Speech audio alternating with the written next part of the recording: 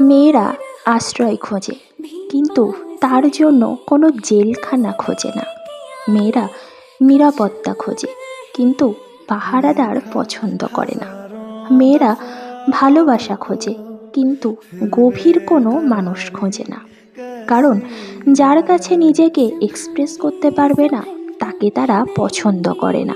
মেয়েরা নিজেরাই ইগোর অপর নাম। কখনোই সে এমন কোনো পুরুষকে পছন্দ করবে না যে পুরুষটা তাকে দ্বিধায় ফেলে রাখবে, যার কোনো ভবিষ্যৎ প্ল্যান নেই।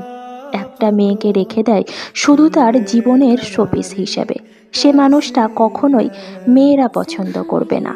প্রেমিক হতে পারে সবাই, কিন্তু ভালোবাসার আশ্রয় কম মানুষই হয়।